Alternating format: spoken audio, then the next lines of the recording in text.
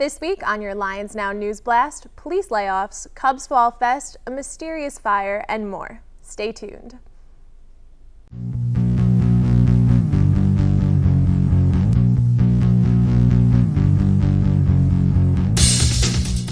Hello and welcome to Lions Now. I'm Colleen Stalter. We begin with some devastating news about a fire that destroyed TCNJ's softball shed. On Saturday, November 20th at 11:20 p.m., a fire was reported in the vicinity of the track. The fire was actually located in a shed underneath the bleachers near third base in Lions Park, the college's softball field. The State Fire Marshal's office is currently investigating the incident, although to date, no conclusive evidence about the cause of the fire has been found.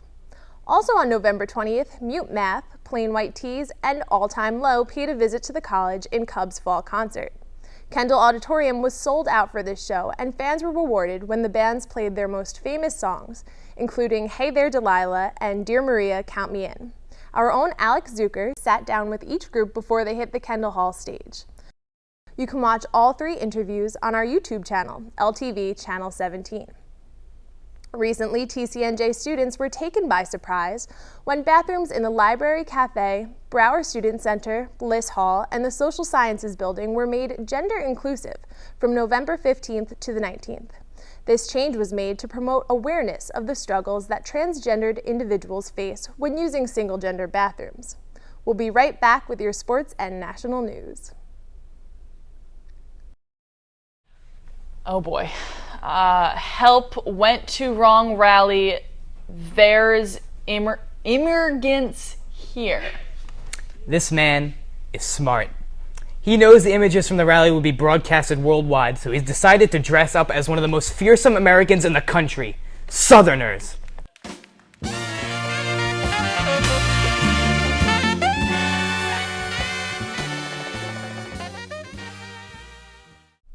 Welcome back. Joining me now is Alex Zucker with a look at what's going on in sports.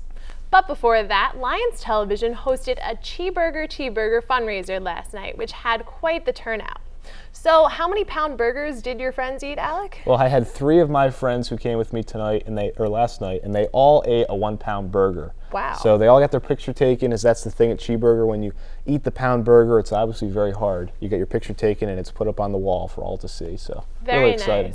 Nice. Nick Malmy, who sat at our table, one of LTV's anchors, also ate a pounder. And in these lovely pictures, you get to hold a giant hamburger. About kind of like this a stuffed big. animal, yeah. It's quite the event. They yell it out for all of the restaurant to hear that you ate the pounder. So TCNJ now has 3 students who are on the Wall of Fame at Cheeseburger. Thanks to everyone who came out to support last night. Absolutely. It definitely was a memorable night, and this past weekend, it was a memorable weekend for sports, as Thanksgiving is known as a well-known holiday for many things. We all enjoy the food, family, and the free time, but most of all, for us sports fans, we enjoy the football.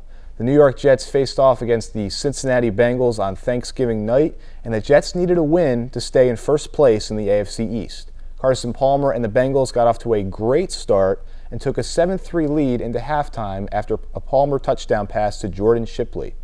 In the second half, the Jets would respond as the offense woke up from its Thanksgiving nap. A 53-yard run from Brad Smith and a Santonio Holmes touchdown reception from quarterback Mark Sanchez would be all the Jets defense needed. The Jets defense forced 3 turnovers and held the Bengals to just 3 points in the second half, helping the Jets win 26-10. This win brought the Jets' record to 9-2, and they're now tied in first place with the New England Patriots. And next week, the Jets actually face the Patriots on Monday Night Football, and the winner of this game will most likely win the division. In the NFC, the New York Giants had lost 2 straight games against division opponents and played the surging Jacksonville Jaguars. After an early Giants fumble inside the red zone, the Jaguars took a 7-3 lead after a 5-yard touchdown run from Rashard Jennings. Late in the first half, another 5-yard touchdown run, this time from quarterback David Garrard, gave the Jaguars a 17-6 lead at the half. Just like the Jets, the Giants made the right adjustments and fought back on this day. After a field goal and an Eli Manning touchdown pass from Mario Manningham with the 2-point conversion, the score was tied at 17. Later in the fourth quarter, a Josh Scobie field goal gave Jacksonville a late 20-17 lead, but the game was not over yet. Eli Manning, like he's done in the past, led the Giants down the field in the closing minutes. Solid running from Brandon Jacobs and precise passing from Manning brought the Giants close to the end zone. A 32-yard pass from Manning to Kevin Boss would be the game winner, and the Giants held on for the 24-20 victory. Overall, it was a great Thanksgiving weekend for New York football. So moving to baseball right now, a lot of talk these days surrounds the New York Yankees captain, Derek Jeter. Jeter, who has been a Yankee for his entire 15-year career, is a cornerstone of the team and is well known for his leadership and clutch performances in the playoffs. Jeter is up for free agency this year as his contract expired. So the Yankees actually offered him a 3-year, $15 million deal, but he actually declined it because since it was a pay cut, even though he had a tough season this past year. Yankee GM Brian Cashman told Jeter to test the waters in the free agent market after he denied this mark.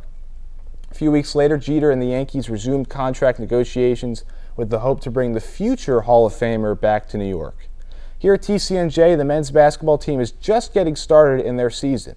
After a tough loss to Eastern Connecticut, the team secured their first win of the season, defeating Berkeley 92-70. The team is currently 1-4, but 3 of the 4 losses have been decided by less than 8 points. With many freshmen and sophomores on the team's future is very bright. Keep on watching because we'll be back with the national news after the break.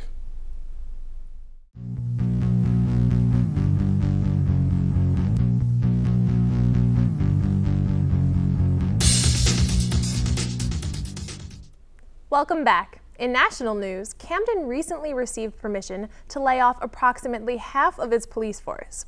This New Jersey city is consistently ranked among the most impoverished cities in the nation, and due to a poor tax base, Camden relies heavily on state aid for its municipal budget. This year, that aid was reduced, thus necessitating position cuts. In 2009, Camden was ranked as the second most crime-ridden city in the U.S., and in 2008, it was ranked as the first. And it is thought that reducing the police force will only worsen the city's crime rates. Homeless people in many cities are receiving a well-welcomed gift just in time for the holidays. Cities such as Washington, D.C., New York, and Portland are now offering free storage for homeless people so that their belongings aren't stolen or thrown out.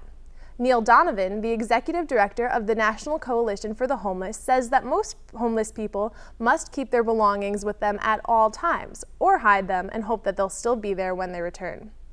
In addition, most homeless shelters don't offer storage for their residents. As a result, many homeless people spend whatever money they do have on storing their belongings. This is money that could have gone towards housing. It is hoped that these new storage systems will help homeless people maintain their belongings, as well as save money. For the past 24 years, Farm Sanctuary has been saving turkeys. How do they go about doing this? For $30, you can adopt a turkey and prevent it from becoming Thanksgiving dinner. If you're feeling a little more generous, you can save an entire flock of turkeys for $180. Farm Sanctuary seeks to stop and expose cruel farming practices, and they have shelters located in Watkins Glen, New York, and Orland, California. To date, Farm Sanctuary has saved over 1,000 turkeys. This Thanksgiving, while you were enjoying your turkey dinner, these rescued turkeys were enjoying a vegan feast of their own, consisting of pumpkin pie, squash, salad, and cranberries. That's all for this edition of your Lions Now News Blast. If you have an idea for a story or would like to learn more about Lions Television, email us at ltv@tcnj.edu. From Alex Zucker and the rest of us at Lions Television, I'm Colleen Stalter. Thanks for watching and enjoy your holiday season.